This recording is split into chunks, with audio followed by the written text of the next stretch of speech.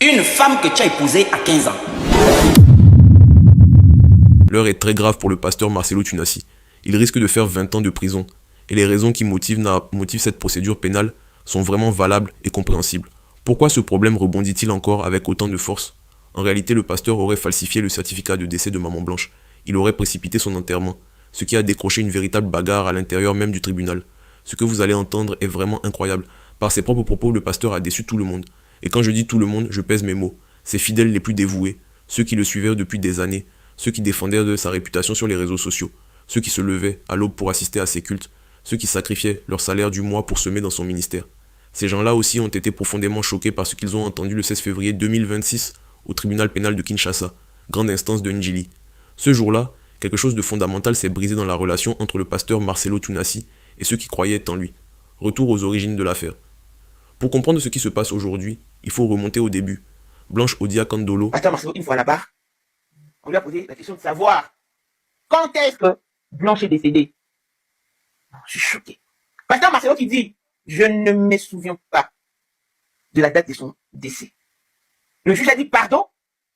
Oh, mais c'est comme je vous ai dit, je ne me souviens pas de... Comment n'est pas t'en souvenir alors que c'est récent? Maman Blanche, d'après vous, est décédée le 11 juin, les deux... Bref, Pasteur Marcelo dit ne pas se souvenir de la date du départ de Maman Blanche. Vous ne vous en souvenez pas? Oh non, malheureusement. Pasteur Marcelo, c'est grave ça. En tout cas, déjà, par cette question, le juge était suffoqué, l'Assemblée également, bien qu'il n'y avait pas... sauf, il y avait la présence de la famille des Blanches et la partie adverse en tout cas. L'audience est renvoyée pour le 2 mars. La famille de Maman Blanche accuse le pasteur Marcelo Tunasi d'avoir falsifié le certificat de décès de leur fille. Chose qu'un vrai homme de Dieu ne devrait pas faire. Après 12 heures au tribunal, la famille est en train de réclamer 800 000 $. Pourtant, le pasteur Marcelo Tunasi est en train de négocier 250 000 $. Pourtant, il y a un patrimoine de plusieurs millions. Franchement, c'est où vous allez voir que ces hommes de Dieu, c'est des gourous. C'est pas des hommes de Dieu. Les gens qui chantent matin et soir, c'est pas parce que vous voyez des millions de personnes dans une église que là-bas on prononce Dieu.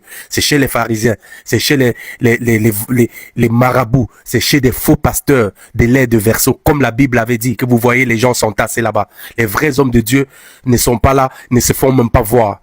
Ces pasteurs, c'est argent, bijoux, femmes, luxe et tout. Vous voyez? Essayez de voir, mais vous avez toujours les gens qui vont venir insulter et dire on ne fait pas si des hommes de Dieu, on parle pas des hommes de Dieu. Tous les enfants, nous sommes tous les enfants de Dieu, nous sommes tous les hommes de Dieu. Il n'y a pas un plus homme de Dieu. Voici l'une des plus belles analyses sur la mort de Blanche Kandolo Odia. De contradiction même dans les déclarations du pasteur lui-même. Et autre chose, quand il a voulu éclaircir la situation, il a fait pratiquement un discours. Il lisait ce qu'il pensait sur un papier. Vous voyez un peu, si vous avez vécu une situation, normalement, vous n'avez pas besoin de papier pour pouvoir discuter. Tout ce qui est simple, ça s'énonce clairement, hein, les mots pour le dire reviennent aisément. Donc, moi, cette situation-là, c'est un peu bizarre qu'on puisse faire des discours à chaque moment pour éclaircir la situation. Et la manière dont il s'est remarié, après 1 an, c'est un peu bizarre. Parce que, déjà, bizarre. Tu es un homme, tu viens de perdre ta femme.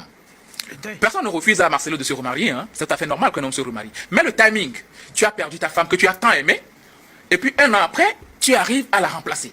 Les gens vont trouver ça, nous sommes en Afrique, les gens vont trouver ça un peu bizarre. Ouais. Prenons le problème de l'autre côté. Imaginez que ce soit, imaginez que ce soit Marcelo qui décède, et puis après 1 an, Blanche prenne un autre époux. Bon, les commentaires, vous imaginez un peu.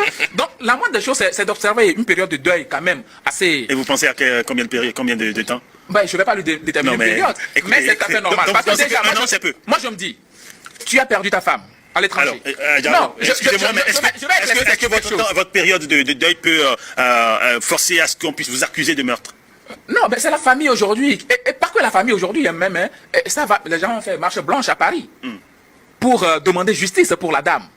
Vous voyez un peu? Par rapport aux circonstances de décès. Moi, par rapport au timing, moi je serais l'avocate de la famille Tounassi, que j'allais demander l'ouverture d'une enquête judiciaire sur cette affaire-là, parce que réellement je ne peux pas comprendre que ta femme est décédée, après 1 an, tu te maries, parce que déjà, le temps pour draguer, premièrement, tu fais ton deuil, le temps pour arriver à accumuler cette douleur-là et essayer de faire la part des choses, arriver à draguer, arriver à rencontrer une femme qui n'était même pas au pays, qui est à l'étranger aussi, qui est à Bruxelles, se rencontrer. Et c'est là où le mariage a lieu. Voilà, faire la promesse de mariage, faire les fiançailles, Alors, se marier. Et puis certains disent même que la dame, elle est enceinte de 2 mois déjà. Vous pensez que de tels propos que vous tenez pourraient tenir devant une cour de justice? C'est pourquoi il faut écouter. Parce que j'ai l'impression que ce que vous dites C'est est trop léger. Parce que, oui, sur toute la ligne, les actes de Marcelo l'accusent.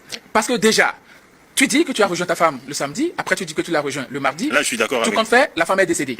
Maintenant, pour se disculper, qu'est-ce que tu fais? Tu laisses le corps à la famille. La famille peut décider de faire une autopsie.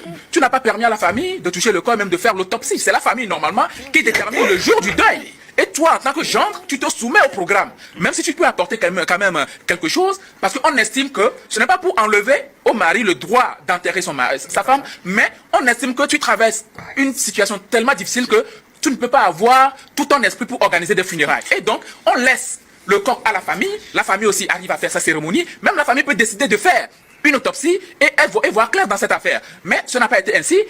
Il a fait les choses d'une certaine manière avec les sommités de l'État et tout, et puis on a enterré la dame. Certains même de la famille disent que non, ils n'ont pas eu à toucher le corps de leur fille ou même voir le corps de leur fille. Certains disent que non, ils l'ont vu à travers les vitres du cercueil. Vous voyez un peu? Donc tout ça c'est de la frustration. Et pour une famille, pour eux c'est comme enlever leur fille à leur affection. Et patatras, tu te remaries aussi vite, avec le sourire aux lèvres. Ça fait mal quand même. Les gens vont remettre réellement en cause l'amour que tu disais avoir pour leur fille. C'est tout à fait normal. Juste que la personne n'accuse directement Marcelo Tounassi d'avoir tué sa femme, mais les circonstances prouvent à suffisance que ce n'est pas du tout normal qu'on arrive à se remettre aussi rapidement d'une telle situation. Parce que je vais vous dire quelque chose. Aucune femme ne rentre dans le foyer d'un homme qui vient de perdre sa femme pour essuyer les larmes.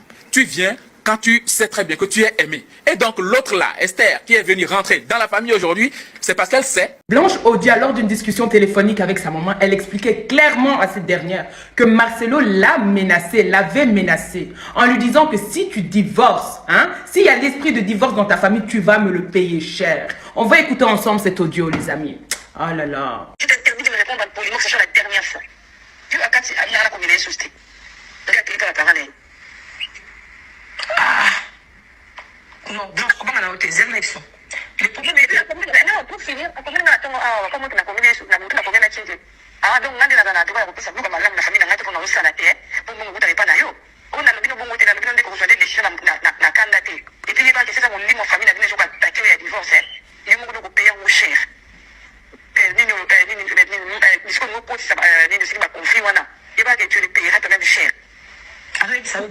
Si tu as attaqué les choses de divorce qui attaquent ta famille, ça c'est tu comprends même qu'il les payera cher. Non, dis-lui que non, c'est sans effet. Moi je ne prie pas un Dieu mort.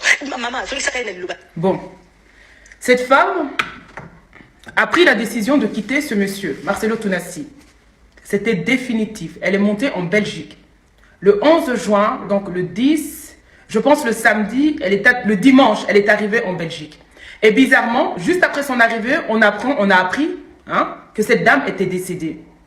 Mais son mari lui avait dit, si tu divorces, tu vas le payer cher. Et effectivement, Marcelo, Blanche, elle a payé cher. Parce que Blanche Odia Candelo est morte. Nous savons pertinemment que le gouvernement congolais te soutient. Moi, je l'ai montré, d'autres chroniqueurs aussi. On a montré par A plus B. À partir du moment où quelqu'un donne un faux certificat de décès et toutes les preuves qui sont là sur la toile, mais que le gouvernement congolais ne se bouge pas, ça montre que voilà, ils sont en accord avec ce que Marcelo a fait et que ça ne les dérange pas. Mais jusque quand ça va continuer ces féminicides-là, en fait? Une femme a le droit de divorcer. Elle n'était pas ta chose. Blanche Odia n'était pas la chose de Marcelo. Ce n'était pas un objet. C'était un être humain. Elle n'était pas épanouie. Elle n'était plus épanouie dans ce mariage. Entre les violences conjugales, les violences psychologiques, là où on la rabaisse, les mensonges, le faux semblant. La dame, elle avait le droit de partir. Et malheureusement, quand elle a décidé de partir, Marcelo et sa gang et toute sa clique, ils se sont mis ensemble pour l'éliminer. C'est tellement dommage. Mais moi, je sais qu'il y aura une justice pour Blanche. Je ne sais pas par où ça va sortir. Je ne sais pas comment ça va venir. Mais je sais qu'il y aura une justice. Parce que Esther Aïcha, là, elle était dans le mariage avec Blanche. Elle couchait avec Marcelo. Depuis 2021, ils ont commencé leur idylle amoureux. Après, aujourd'hui, on a un homme qui se fait passer, pas un homme de Dieu, Marcelo. Et le gouvernement congolais, Félix Tshisekedi, Guillaume Gueffa, hein, je vais citer en parallèle aussi la première dame, on soutient ce monsieur. Un crime commis qui reste impuni. C'est pas normal, ça. Justice pour Blanche. Je m'adresse aux gens intellectuels, aux gens réfléchis. J'aimerais vous lire le certificat de décès et je vous demanderai de taguer le ministre de la Justice, Guillaume Gueffa, ainsi que M. Tshisekedi. Parce que ce certificat a été partagé chez Mamou International. La grande sœur de Blanche, Joujou, l'une des grandes sœurs, a eu à le lire. Et aussi, on a vu ça, je pense que c'était sur la page aussi de Niao, d'accord? Et donc, cela m'avait été transféré. Donc, on va le lire ici, ensemble pour la communauté, s'il vous plaît. Taguer le ministre de la Justice. Parce que là, il faut une responsabilité. On voit que le certificat établi à Istanbul, ok, commune Sultan Gazi. Décès constaté par l'hôpital privé d'Istanbul. Le document, il est là. Il est là, le document. D'accord? Voilà. On met numéro d'identification nationale turque. N'a pas de numéro d'identification nationale turque. On met le sexe, c'est féminin. Prénom, c'est Blanche Odia. Prénom du père, il n'y en a pas. Nom, c'est Kandolo. Prénom de la mère, il n'y en a pas. Lieu de naissance, Kinshasa. Date de naissance, on note sa date de naissance complète. Inscrit à l'état civil du. Inscrit à l'état civil du quartier village 2. Tome numéro. Rang familial, il n'y a pas. Rang individuel, il n'y a pas. Situation familiale, non indiquée. Situation familiale, non indiquée. Alors, information sur la pièce d'identité récupérée. Série, délivrée à, inscription. Je vais me mettre ici parce qu'il y a quelque chose qui est noté. Observation. La pièce d'identité n'a pas été récupérée lors de la préparation du présent certificat. Donc ça, c'est le certificat de décès que Marcelo Tounassi a donné à la famille de Blanche. D'accord? Date du décès, le 11 juin 2024. Heure du décès, 23h45. Lieu de décès, hôpital. Mais quand on contacte d'Istanbul, ils ne reconnaissent pas avoir eu Maman Blanche à cette période-là dans leur hôpital. Donc, Maman Blanche n'était même pas leur patiente. Là, par contre, Marcelo, nous sommes d'accord. Le 11 juin 2024, je tiens à vous rappeler que Marcelo Tounassi a annoncé publiquement que sa femme était morte le 12 juin 2024. Mais la dame était morte le 11 juin 2024 à 23h45. J'aimerais souligner quelque chose. Ce mardi-là, Blanche était encore en vie. Le matin, elle était en vie car elle a eu à parler avec sa maman. D'accord? Elle avait dit à sa maman, j'allais te rappeler, c'était le mercredi. Marcelo a atterri en Turquie le mardi. Donc, il a dévancé Blanche. Yoni Kassongo a poussé Maman Blanche à monter en Turquie, rejoindre Marcelo. D'accord? Donc, c'est après ça, bizarrement, quand elle va rejoindre son mari Marcelo Tounassi, c'est là qu'elle perd la vie. Elle meurt mardi. Mercredi, le corps, ils prennent directement l'avion pour rentrer au Congo-Kinshasa. Et bizarrement, ils sont là vers mercredi minuit, jeudi vers jeudi comme ça. Donc voilà. Maladie non infectieuse, motif du décès. Maladie, ils mettent décès naturel. Est-il décédé suite à une blessure? Non. Mais bizarrement, Marcelo Tounassi a dit à la famille de Blanche qu'elle avait fait, il avait dit quoi? Crise cardiaque. Crise cardiaque, il a dit au public. À la famille de Blanche, il avait dit qu'il y avait eu une opération au niveau du bras. Et puis, il avait dit ligament des trompes. Enfin, bref. Mais ici, on note que le décès, est-il décédé suite à une blessure? Non. On note quoi? Mort naturelle. Ok. Est-ce que l'autopsie a été réalisée? Il n'y a pas eu d'autopsie. Non. Il n'y a pas eu d'autopsie. Normalement, je ne sais pas comment ça se passe en Turquie, mais quand quelqu'un meurt, normalement, la police doit venir sur place. Si ce n'est pas fait à l'hôpital, que c'est fait ailleurs, la police doit venir attester, voir en fait. Mais dans le cas de Marcelo Tounassi, il dit que c'était à l'hôpital, mais l'hôpital ne reconnaît pas ça. d'Istanbul, il faut même taguer d'Istanbul. Hôpital privé d'Istanbul. Alors, on continue. Direction de l'état civil concerné. Date d'enregistrement. Parce que normalement, il faut aller à l'état civil pour tout déclarer. Regardez-moi ce côté-là, ici les amis. Je suis désolée, quand vous voyez la feuille froissée, parce que je l'ai depuis longtemps, donc voilà. Donc, quand vous voyez ici, direction de l'état civil, parce qu'il faut passer par les administrations communales pour faire la déclaration de mort. Et on voit ici qu'il n'y a rien qui a été noté. Donc, comment le corps est sorti de la Turquie comme ça? C'est pas normal. Je tiens à rappeler qu'il y avait une dame qui s'appelait Roro qui disait que apparemment ce serait l'ambassadeur du Congo en Turquie qui aurait demandé le rapatriement du corps de Blanche. Voilà. Adresse de domicile permanente. Attendez, là c'est une folie, attendez. L'adresse de domicile permanente de Blanche, il note que c'est République de Turquie, il note que c'est Istanbul, il note qu'elle vivait à Sultan Gazi. Blanche, elle vivait là-bas? Maman Blanche que vous voyez partout, elle vivait en Turquie? Elle avait deux, Kinshasa et la Belgique. Comment ça se fait qu'ici on met adresse de domicile permanente, c'est Turquie? On l'a déclaré comme elle n'était pas en Turquie, cette femme. Décès à la naissance, non. Numéro d'identification turc de la mère, il n'y a pas. Heure de... Bon, ça c'est autre chose si c'est si c'est la mort d'un nourrisson ou quoi, enfin bref. Si le décès est si le défunt est une femme, moment du décès de la mère, il ne s'agit pas d'un décès maternel. Voilà. Cause du décès. Là, il n'y a rien, vous pouvez voir, la partie H, tout est vide. Hein. Il n'y a rien du tout. Il n'y a rien. Maintenant, regardez, Marcelo Tounassi vous a dit qu'il était en Turquie. Il était même revenu sur sa chaire, je vais vous mettre l'extrait après, où il disait qu'il a été en Turquie signer le document de sa femme. Attendez. Ce qui est terrible, on m'accuse même de l'avoir tuée, alors qu'elle est décédée d'une crise cardiaque à l'hôpital, suite à une opération. Et ils m'ont posé la question. Elle est morte de quoi? Je leur ai dit. On l'a opérée, elle n'a pas supporté l'opération. Excusez-moi, quand on meurt d'une crise cardiaque à l'hôpital, est-ce que dans les motifs du décès, comme on peut voir ici, on note décès naturel ou on met crise cardiaque? Parce qu'ici, ce n'est pas noté. Maintenant, on va écouter Marcelo aussi qui dit qu'il avait été en Turquie. D'accord? En Turquie, samedi, je l'ai suivi dimanche, on s'est rencontré même avec papa à l'aéroport. Elle était déjà partie, elle me disait de venir. Parce que pour son opération, il fallait que le mari signe. Et je suis arrivé, j'ai signé, même pour une césarienne, on signe. Elle est partie, elle n'est jamais plus revenue. Et comment son corps est venu vite? Bref, écoutez maintenant au niveau du déclarant. Bon, je vais essayer de me mettre dans l'axe. Au niveau du déclarant, c'est un monsieur, je tairai le nom, qui a déclaré la mort de Blanche. Il y a même ses identités. C'est l'Al-Accuse. C'est l'Al-Accuse. C'est lui qui a déclaré. Et c'est l'ami, lien de parenté, on note son ami, l'ami de Blanche. Mais attendez, Marcelo vient de vous dire que il a été là-bas signé. Il y a une personne qui avait dit sous une vidéo de Mamou qui était très intéressant. Elle a dit quelque chose. Elle dit Marcelo Tounassi, on l'appelle pour signer, comment dire, le papier pour l'opération de sa femme. Mais pour déclarer le corps de sa femme, il n'est pas là. Il n'est plus apte à signer. C'est un étranger qui déclare la mort de Blanche. S'il vous plaît,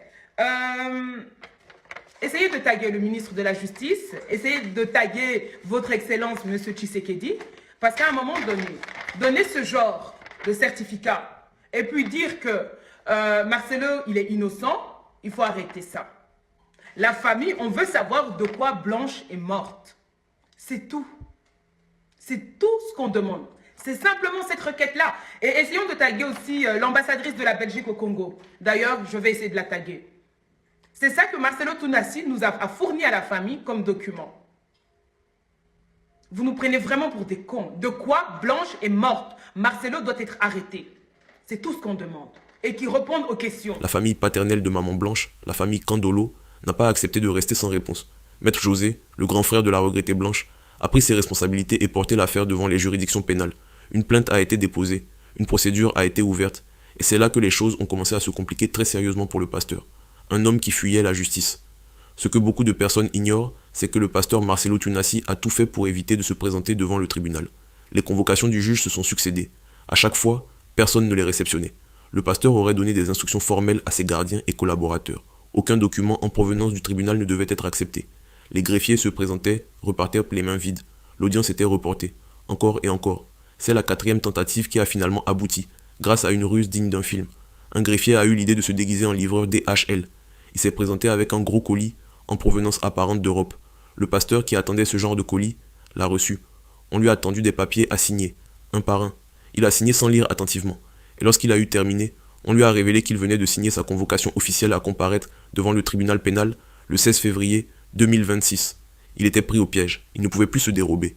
Quelques semaines plus tôt, lors de son culte du réveillon du Nouvel An, le pasteur avait dit à ses fidèles qu'il allait se présenter au tribunal, mais en minimisant la gravité de la situation. Il avait laissé entendre que c'était une histoire de gestion de biens, que des personnes jalouses ne voulaient pas le laisser administrer ce qu'il avait lui-même bâti. Ses fidèles avaient applaudi, lui avaient fait confiance. Mais la réalité était tout autre. Il ne s'agissait pas de biens matériels, il s'agissait d'expliquer les circonstances de la mort de son épouse. Le 16 février 2026, la séance qui a tout changé. Le pasteur Marcelo s'est présenté au tribunal entouré d'une ribambelle d'avocats, les plus puissants de Kinshasa, soigneusement rémunérés. L'audience a été déclarée privée. Les téléphones ont été confisqués à l'entrée. Le juge avait prévenu, quiconque serait pris avec un téléphone pendant l'audience devrait répondre de flagrance sur le champ. Seuls les membres des deux familles et les représentants légaux étaient autorisés à rester dans la salle. Le juge a ouvert l'audience calmement, professionnellement. Il a demandé au pasteur de s'identifier. Celui-ci a reconnu avoir eu pour épouse Blanche Odia Kandolo, avec qui il a partagé 23 ans de vie commune et 18 ans de mariage, et dont il a eu 4 enfants. Puis le juge a posé la question centrale, la question autour de laquelle tout tourne depuis des mois. Pouvez-vous nous expliquer dans quelles circonstances votre épouse est décédée? Et là, l'impensable s'est produit. Le pasteur Marcelo Tunasi, homme de verbe, prédicateur hors pair, orateur reconnu dans toute la francophonie africaine, a répondu qu'il ne se souvenait même plus de la date à laquelle son épouse était décédée. Le juge a dit « Pardon ?» Le pasteur a répété « Je ne me souviens pas ». La salle, pourtant vidée de la plupart de ses occupants, s'est figée. Le juge lui-même n'en croyait pas ses oreilles. Les membres de la famille Kandolo, présents en tant que partie plaignante, ont encaissé le choc en silence. Comment un homme peut-il ne pas se souvenir du jour où sa femme, la mère de ses 4 enfants, avec qui il a vécu plus de 2 décennies, est décédée? Ce n'était pas il y a 30 ans, c'était récent. La stratégie psychologique dévoilée. Ce qui rend cette déclaration encore plus troublante, c'est qu'elle n'est pas apparue de nulle part. Des observateurs attentifs ont fait le lien avec une ancienne vidéo du pasteur, dans laquelle il expliquait à ses fidèles le concept des trous de mémoire liés au traumatisme psychologique. Dans ce message, enregistré bien avant l'audience, il expliquait avec une précision quasi clinique que le cerveau humain, face à une douleur trop intense, peut effacer certains souvenirs comme mécanisme de protection. Il citait l'exemple de femmes victimes de violences qui ne se souviennent plus de certains détails de ce qu'elles ont vécu.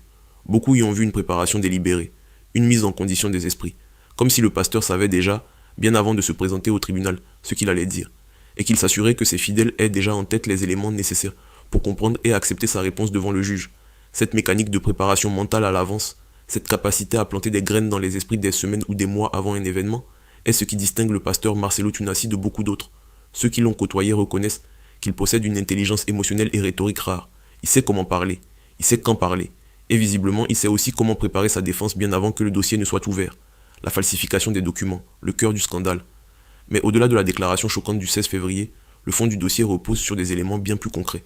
Il y a d'abord la question des documents officiels liés au décès de Maman Blanche. Selon les informations recueillies, un acte de décès aurait été établi en République démocratique du Congo, alors que Blanche est décédée sur le sol turc. En parallèle, un certificat de décès a été produit en Turquie. Ces deux documents ne concordent pas, notamment sur la date exacte du décès. L'un mentionne le 11, l'autre le 12. Cette incohérence n'est pas un détail administratif.